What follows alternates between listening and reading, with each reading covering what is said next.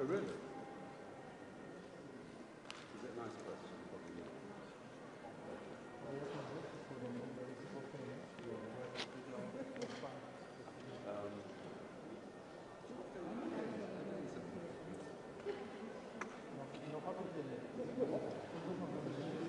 If the Danes said they're going to put boots in the ground.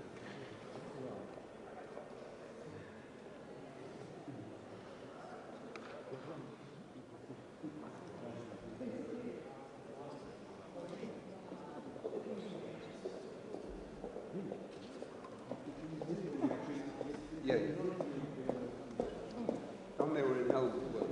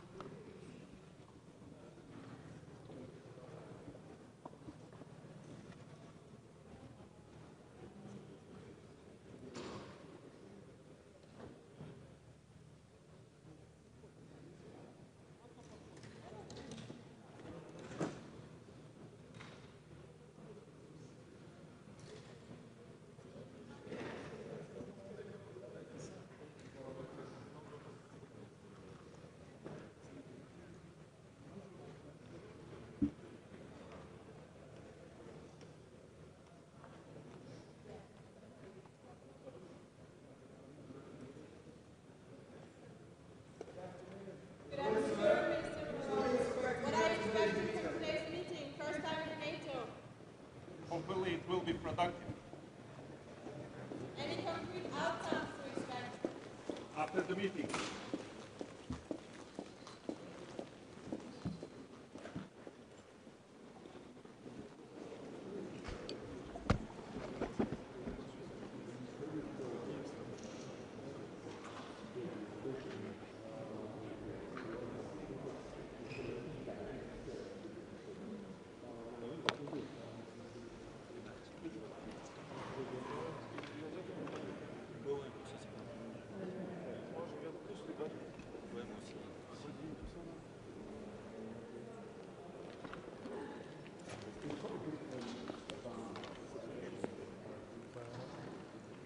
C'est un nuage, c'est pas de nuage.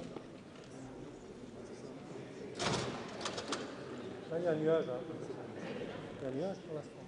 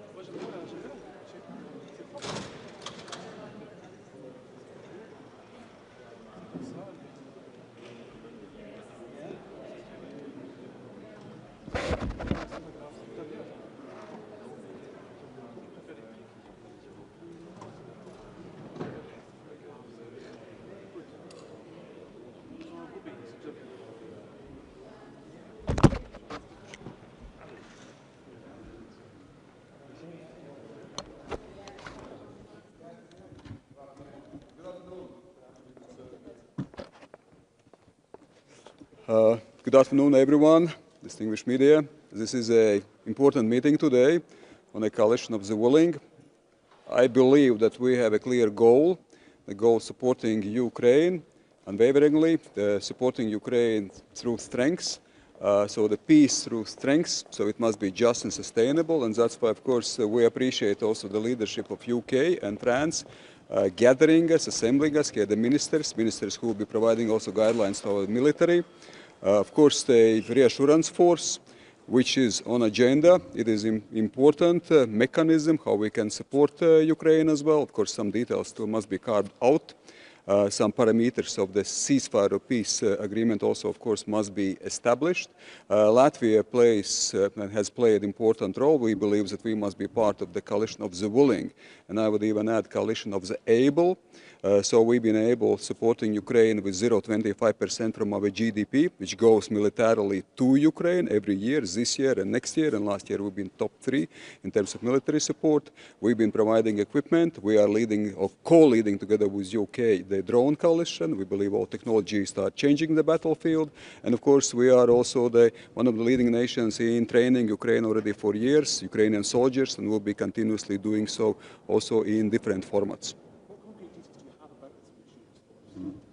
Well, the reassurance force, of course, still must be discussed in details. There are several dimensions to it, but I would not go too much public before we also make some decisions. But at the same time, as I mentioned previously, there are several processes at the same time, in a sense. Namely, is that, of course, we have to deal with Russia. We have to deal with strong sanctions. We have to deal with ensuring sustainable and just peace, supporting Ukraine. And then at the same time, of course, we are speaking specifically about concrete mechanisms, what we can do also within the framework of reassurance force. But then countries come together. Of course, we put together how we see it, what we can do, what would be the right choices. So at the very end, it is also what Europe must step up with our allies as well. This is the time to do it, and I think this is a mechanism which can be certainly employed in this regard. Minister, at the first meeting of the Coalition of the Willing here at NATO headquarters, does it mean that NATO is moving closer to the Coalition of the Willing? Would the Coalition of the Willing also be able to use, for example, command and control systems of NATO or intelligence structures of NATO? Well, there are different formats, and there is a format, of course, Coalition of the Willing. There is a format of Rammstein, which will take place tomorrow. So there are ways, formats, what can be employed in this regard. It is not a NATO mission in any way. So yes, it takes place in a NATO building, but at the very end, this is a coalition of 30 countries with different regional perspectives as well here.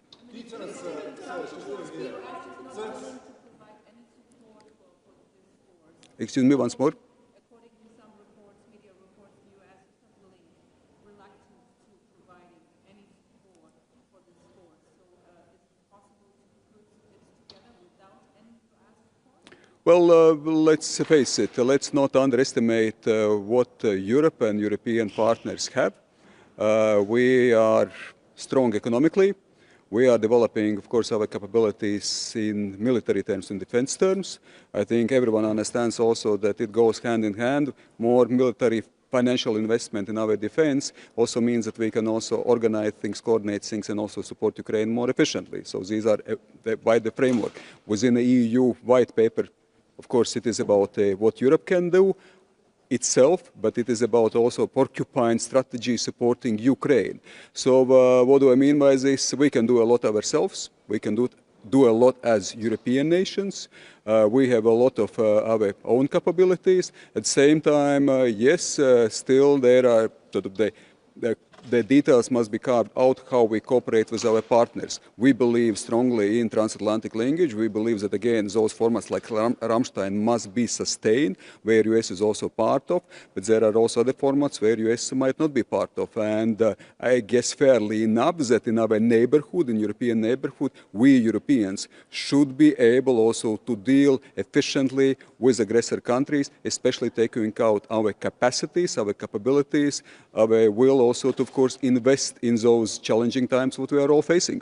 Will the reassurance force... How many troops on the ground would be a credible reassurance force, and how many is your country willing to supply?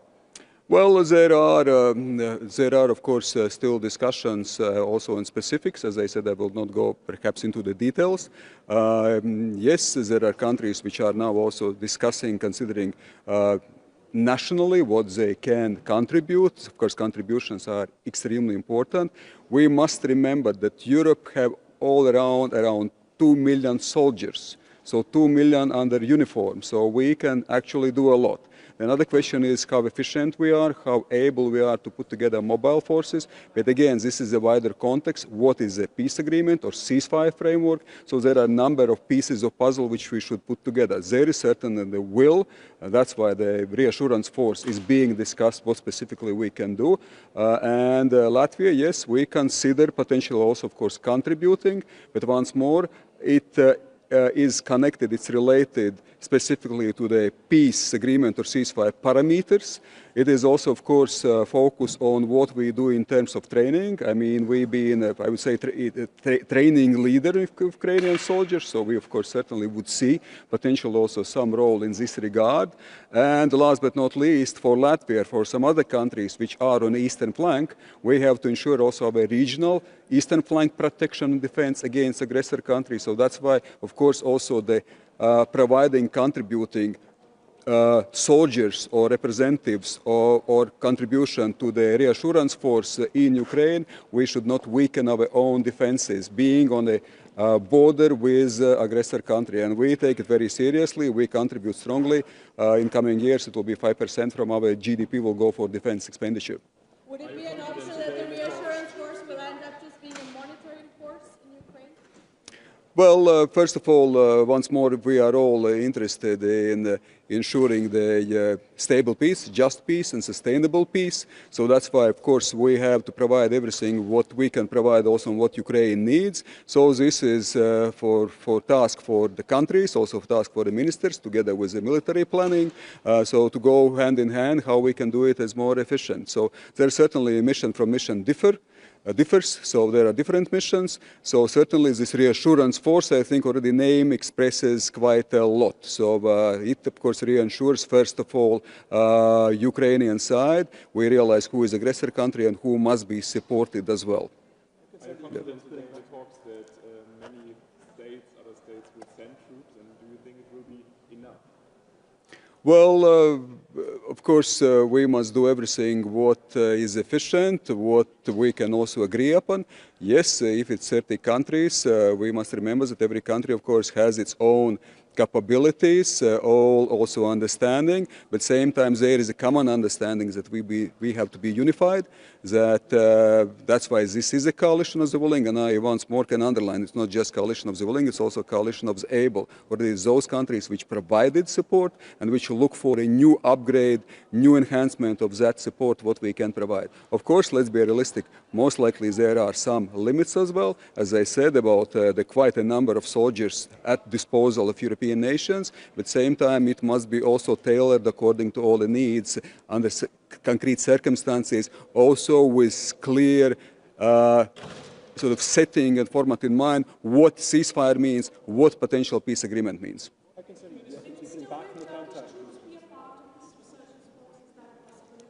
Well, that certainly, first of all, must be addressed to the Turkish authorities. So I would not speak on behalf of Turkish authority in this regard. So I can speak on, I can speak on. Well, of course, it is discussable. The coalition of the willing consists of many countries. And of course, if Turkey would express also its willingness, I think it certainly should be discussed. NATO is part of NATO. Turkey is our ally. Turkey is our NATO partner. Colleagues, last one, yes? How much longer before you actually have a concrete plan that you can put forward and say, this is what this coalition is willing to contribute? Well, again, the primary goal is to ensure the just and sustainable peace. So that's why there are a number of those dimensions what we have to deal with. So the war has been lasting already for 3 years. So we realize that this is existential threat, of course, to Ukrainian nation, but to all of us. So that's why, of course, on the one hand, we must be as fast as possible. There is a sense of urgency, but at the same time, we have to put all the pieces of puzzle efficiently together. So once more, there is a strategic dimension, there is operational dimension, there is, of course, also Ukrainian side and willingness and identification of those needs, what should be also efficiently implemented together. So there are a number of those elements which should be sort of put together efficiently in a good synergy. Thank you.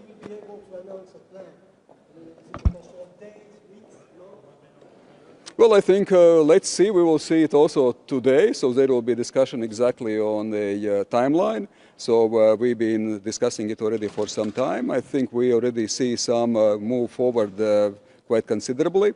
So there already been different formats. This is the first meeting of the ministers of the coalition of the willing, but certainly this has been on the agenda already for some time. So now it's more about already practical implementation. So at the same time, of course, keeping also the wider strategic picture in mind.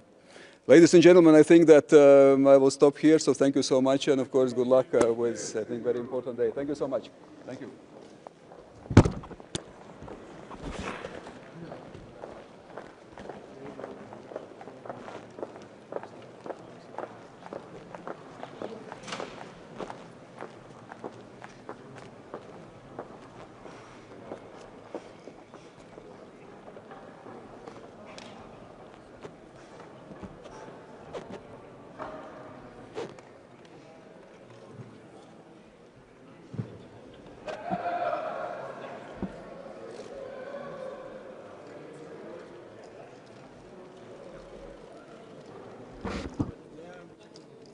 Good afternoon. Just shortly from the Finnish perspective, this is an important meeting, first meeting with defense ministers in a coalition of willing. We are seeing that Russia doesn't have enough desire for peace, so it's highly important that we are strengthening the Ukraine's position in military, in industrial field, and also at the financial field, and also increase the pressure for Russia to come to the negotiation table. And of course, we are today having also the briefings from the military side that what kind of could be these security arrangements after the peace or ceasefire or some kind of peace treaty.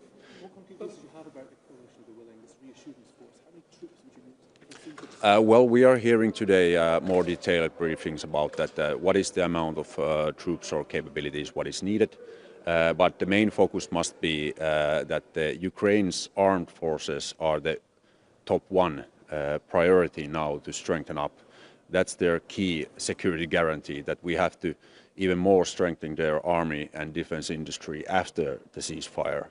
And the second pillar is that this Western forces or Western operation will support the Ukraine's army forces. Do you think would be necessary to provide reassurance for Ukraine from Western nations, including your own? How many are you prepared to contribute to? Well, there's a lot of public discussion now about the amount of troops, but we are now hearing the military assessment today.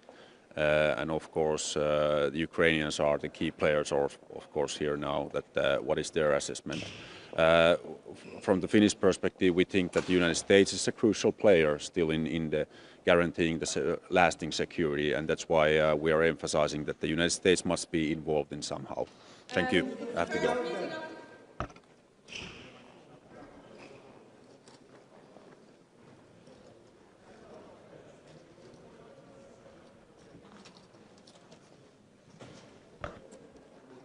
Good morning, good afternoon, everybody. Very nice to be here back at the NATO HQ. As you know, we're having a coalition of the willing meeting this afternoon, and then we have the Ukraine Defense Contact Group meeting tomorrow.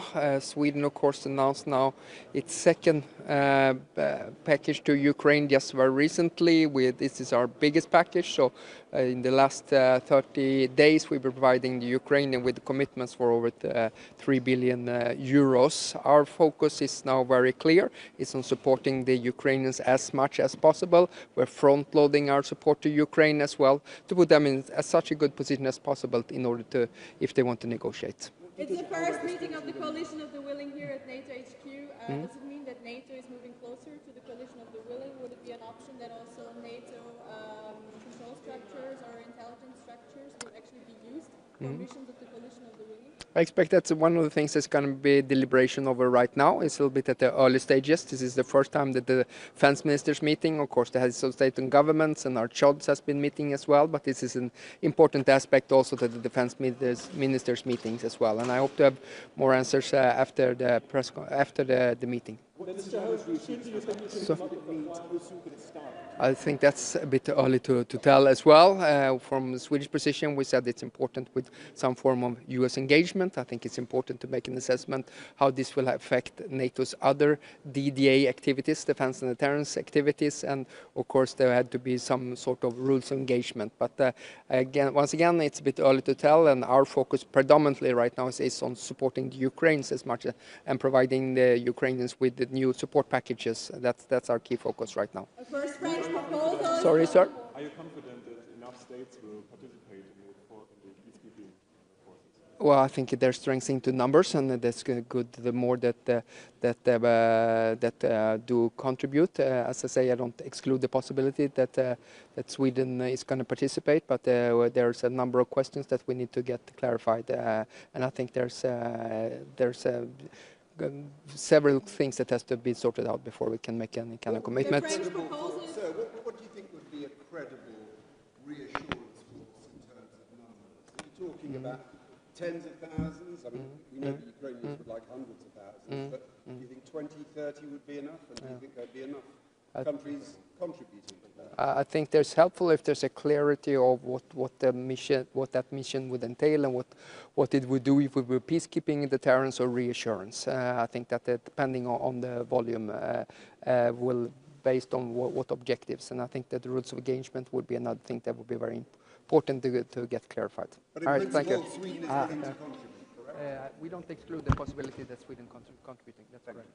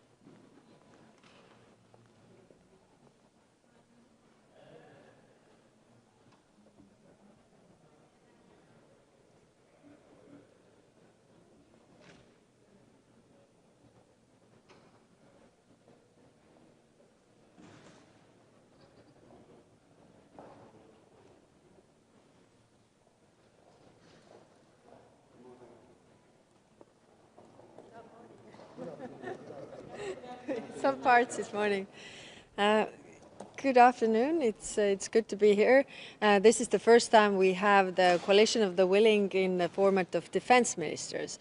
I think it's important that we have the different formats to really show the support and what more can we do.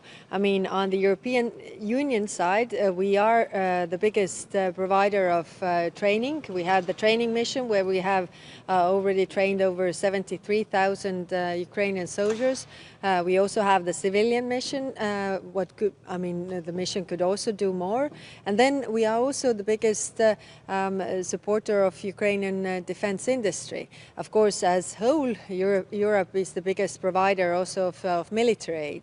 And we are constantly pushing what more can we do, because we see the situation is such that Ukraine it has been now 4 weeks ago when they were very clear that they agreed to the unconditional ceasefire, and Russia still hasn't agreed to the ceasefire. So it's clear that Ukraine wants peace, but Russia so far doesn't. So we need to do more on our side. It's the first meeting here at NATO HQ of the Coalition of the Willing. Does it mean that the NATO structures will also move closer to the Coalition of the Willing, and that the reassurance force could potentially use NATO control systems, NATO intelligence systems as well? Well, NATO has been involved in the discussions that we have in the Coalition of the Willing, and it is a spot where we have these discussions. So I think everybody's thinking in terms of what more can we do in terms of the things that Ukraine really needs. That also is intelligence, that also is access to satellites, that also is different capabilities. Could the European Union contribute to a reassurance force or to some other elements that would be useful in terms of this planning? Could the training mission, for example, take place partly inside Ukraine? This is one of the topics that we are going to discuss today. I mean, bringing forward what more can the EU missions do? I mean, should we expand the mandate? Should we include different things? Should we also discuss where this training is conducted? So far, we have managed to keep the mandate and really update the mission with the Ukrainian needs. So they are constantly saying, this works, this doesn't work, let's change this. So we are able to do that, and of course also discuss. But when it comes to any reassurance force, then also we need to know what is it really about. Is it deterrence? Is it the monitoring? Is it the peacekeeping? Also, what is our goal? And that is very much related to whether we have peace or not. And so far, we don't have peace. What to keep? A number of defense ministers have said that the US needs to support any long-term security, given that we're not even going to see the US Defense Secretary turn up to the Ukraine contact group tomorrow, which they once chaired. Are you optimistic that the US will provide some kind of backstop if there was a ceasefire, or have you essentially written it off? Well, we are constantly working with this. It is also in the interest of the United States that there is stability and peace in Europe, because it is what is happening in Ukraine and how this war ends also has an impact on other security theaters like Asia Pacific, for example. So it's also in the interest of the United States. The French proposal of the reassurance force mentions a number of troops between 10,000 and 25,000 soldiers. How many countries would need to provide to actually achieve that number? Well, of course, it's up to the member states to provide concrete numbers, and we have the discussions, and you know these discussions as well. Some member states are willing to participate, some are not, and these discussions are still ongoing. But I'm coming back to the point where, the question is, first, if there is peace, then what kind of troops or what kind of reassurance we really need. So potentially it could also be just a monitoring mission then? Potentially it could be. I mean, the discussion is whether it's monitoring mission, it's a deterrence mission, it's a peacekeeping mission, it's a strengthening mission or defense mission. There are different options. So and of course different countries have different sensitivities also regarding this. But will it be possible at all to put a mission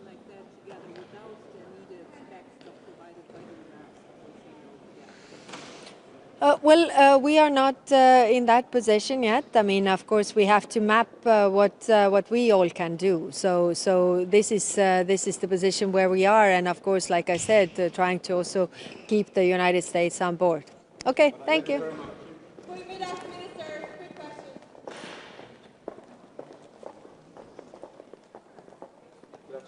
Hi. So, what are you expecting today on the discussions on the reassurance force?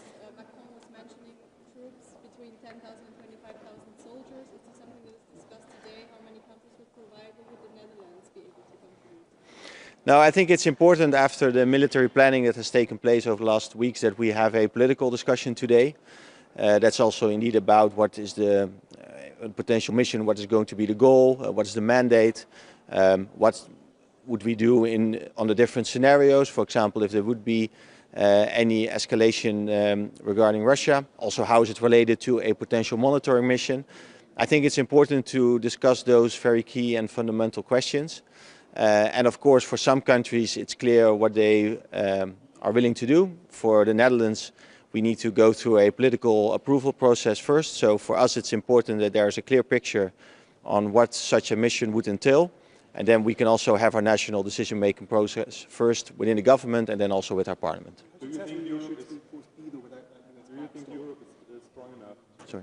Sorry, just very quickly, how successful do you think a reassurance force would be though without that backstop support from the US? It really depends. So of course, to have the US on board, also when it comes to some enablement, I think it is important. And of course, it is good if the United States is very explicit about its support and backstop. But it really depends on the mission, to what extent the US involvement is needed. So we need to discuss that in more detail. So you're first. What do you think? How many troops would be needed to provide a good peacekeeping mission? It really depends on the mission. So you use the word peacekeeping mission. It's a very different definition than a assurance mission. So it really depends on the goal of the mission, and also it really depends on the goal of the mission how much resource you need. Do you think we can do it without the US backstop? Are we credible enough without them? I think it's very important to have the United States on board. But then it also needs to be clear what type of mission and what we ask from the United States, and that's what we will discuss also today. What is the signal that the coalition of the willing is meeting at NATO HQ today? Not in Paris or London. I think it is important also to show, of course, that there, regardless of what type of mission it's going to be, that there is a connection to NATO, because we need to work on security guarantees for Ukraine, and at the same time make sure that we keep our collective defense and deterrence through NATO, and that it's as strong as ever. So, of course, there's always a connection. How many more meetings do you need, sir?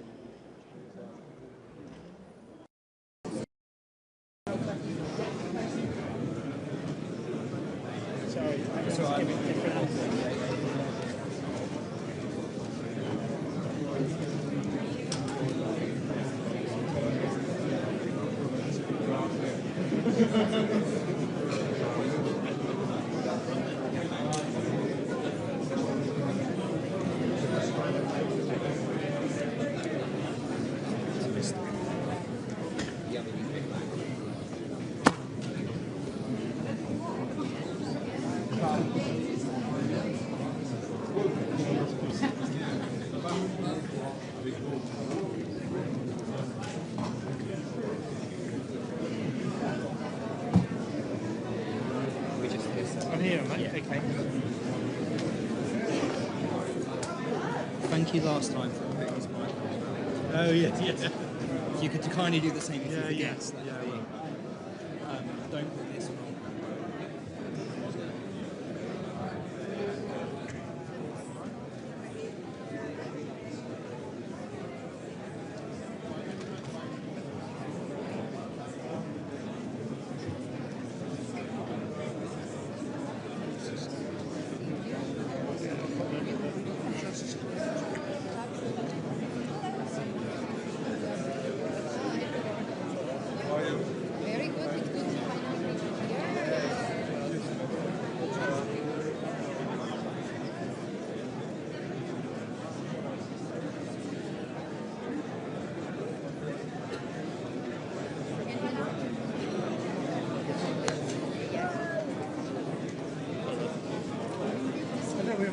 So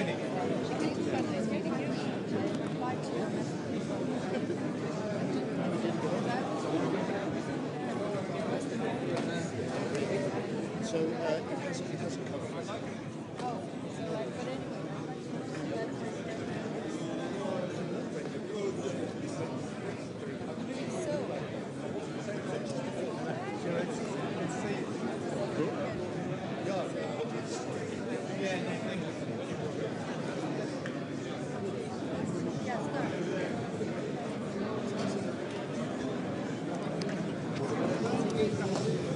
Put the earpiece on once the cameras have departed. Yes. Otherwise, it's all through the microphones. Okay, now Push press that button that. to speak.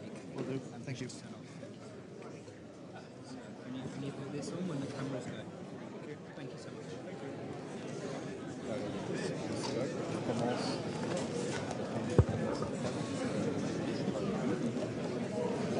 Ça veut quand même dire En 3 ans, il est habitué à être au bout d'avance.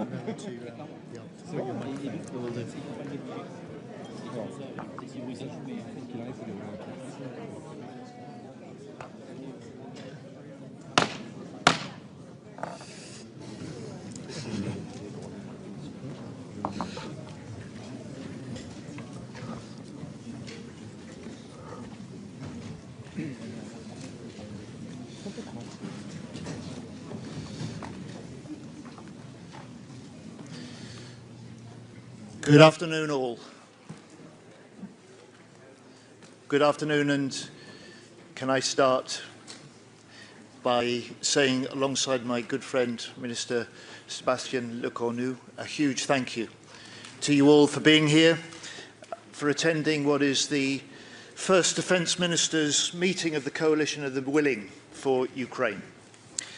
And I want to thank the 200 military planners from 30 countries in Europe and beyond who've been hard at work in recent weeks. Together, we're stepping up as one, ready to secure Ukraine's future following any peace deal. We advance the momentum of that planning here today, planning to put Ukraine in the strongest possible position to protect its sovereignty and to deter any further Russian aggression. And while today's discussions will be private, our planning is real and substantial, our plans are well developed, and we have clear objectives for Ukraine. First, to secure safe skies. Second, to secure safe seas. Third, to support a peace on the land. And fourth, to support the Ukrainian armed forces to become their own strongest possible deterrent. Our reassurance force for Ukraine would be a committed and credible security arrangement to ensure that any negotiated peace does bring what President Trump has pledged, a lasting peace for Ukraine. And we will hear in a moment from our UK and French Chiefs of Defence, Admiral Tony Ranakin and General Thierry Boucard, who together have led this work. They will give us an update on the military planning. And we will focus on how operational planning of the coalition could work and how we make sure that we're fully prepared for the moment a peace agreement is reached. But we cannot jeopardize the peace by forgetting about the war. And the daily reality for millions of Ukrainians continues. Drone attacks, missile strikes, brutal fighting on the front line. So we must put more pressure on President Putin to end his war. And we must step up our support for Ukraine, both in the fight and in the push for peace. That's why I'm grateful that so many of you who are here today will also be here tomorrow for the meeting of the Ukraine Defence Contact Group, when we will pledge more military support to bolster Ukraine on the battlefield. There are 30 countries here today, 30 countries bound by a simple belief that peace is possible and we must be ready for when that peace comes. That's why the work of this coalition is so vital. We're stepping up, we're serious, we're sending a signal to President Putin and to Minister Umarov and the Ukrainian people. We stand with you in the fight, and we will stand with you in the peace. Thank you. Now, if I may ask the media to leave, we will then turn to Minister Lecornu and get on with the meeting.